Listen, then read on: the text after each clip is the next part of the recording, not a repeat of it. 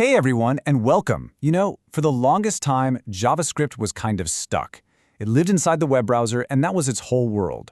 It was great at making websites feel alive, but that's all it could do. It was in a cage. But what if it could get out? Well, that's what we're talking about today, the key that unlocked that cage, Node.js. So here's our game plan. First, we'll talk about why JavaScript even needed to escape the browser. Then we'll get right into what Node.js actually is, and we'll unpack its secret weapon, this awesome feature that makes it so fast. After that, you and I are going to build a quick server together, just to see how it works. And finally, we'll zoom out and look at the huge universe that Node.js has created. All right, so for years and years, web development was basically split into two different worlds. You had your front end, the stuff you see and click on in the browser, that was JavaScript's turf. But then you had the back end, all the heavy lifting on the server. And for that, you had to use totally different languages, like PHP or Python or Java. And this created a real problem, right? Developers had to be fluent in at least two completely different languages, two different ways of thinking.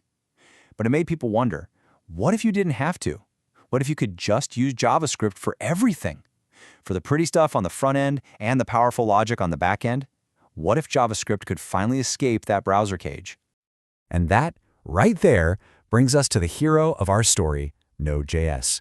It is the answer to that very question. It's the key that unlocked the cage and completely changed how we build for the web. Now here's a super important point. Node.js is not a new programming language. It's what we call a runtime environment. Think of it like a special playground for JavaScript that's built outside of the browser. It's actually built on the exact same V8 engine that makes Google Chrome so fast. And in this new playground, JavaScript gets all these new superpowers, like being able to read files on a computer or, you guessed it, act as a web server. And this idea came to life back in 2009. A developer named Ryan Dahl had a specific problem he wanted to solve. He wanted to build web applications that could handle a ton of users all at the same time without slowing to a crawl like a lot of traditional servers did. And his solution was, honestly, brilliant. Which leads us to its superpower. This right here is the absolute core of what makes Node.js so special. It's a concept called non-blocking I/O. I know, that sounds super technical and complicated, but the idea behind it is actually something you can totally wrap your head around. So think of a traditional server as being blocking. It's like a single-lane road. One car goes through and every other car has to wait behind it. It handles one request, waits for it to be completely finished, and only then does it move on to the next one. But Node.js, it's non-blocking. It's like a massive, multi-lane highway where traffic just keeps flowing. It can handle tons of requests at once without ever getting stuck. Let's make this even clearer. Forget code for a second. Let's talk about a waiter in a really busy restaurant. Okay, first, imagine a really inefficient blocking waiter. He goes to table 1 and takes their order. He walks it to the kitchen, and then he just stands there. He literally waits for the kitchen to cook the entire meal. He's not taking other orders, not refilling drinks, just waiting.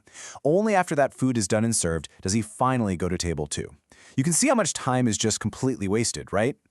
Now let's picture the Node.js waiter. This guy is a multitasking genius. He takes the order from table 1 and hands it to the kitchen. But instead of waiting, he immediately goes to table 2, takes their order, then table 3, he keeps himself busy.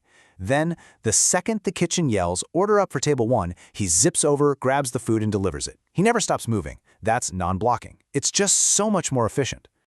And the magic that lets this happen is something called the event loop. You can think of it as the waiter's brain. It's just this constant, simple loop that's always checking in with the kitchen. It's asking, is anything done yet? Is anything done yet?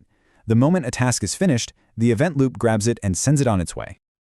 All right, enough theory. The absolute best way to understand Node.js is to just see it work. So, let's bring all this to life and actually build a tiny little web server in just a couple lines of code. And our goal is going to be super simple. The classic hello world. It's pretty much the first thing every programmer ever builds, and you're about to see how ridiculously easy it is with Node.js.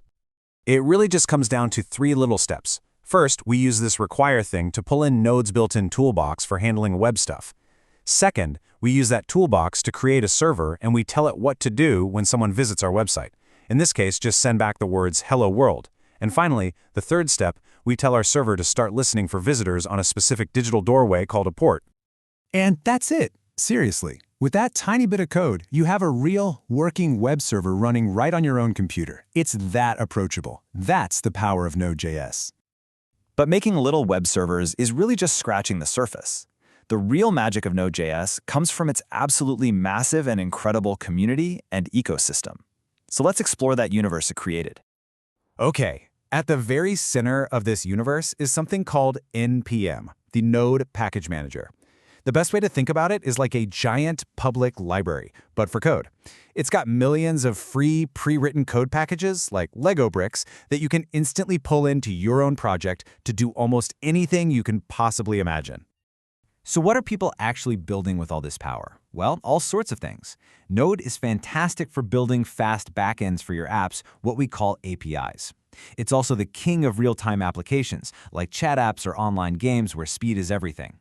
It's used for streaming services, for Internet of Things devices, and even for building tools that other developers use every day. And to make building all this stuff even easier, the community has created frameworks, which are like pre-made toolkits. Express.js is the most popular one for building web servers and APIs quickly. If you're making a chat app, Socket.io is your best friend. It makes that real-time communication a piece of cake. And then you have giants like Next.js, which bundle everything you need to build a complete modern website with JavaScript. So, if you boil it all down, here's the takeaway.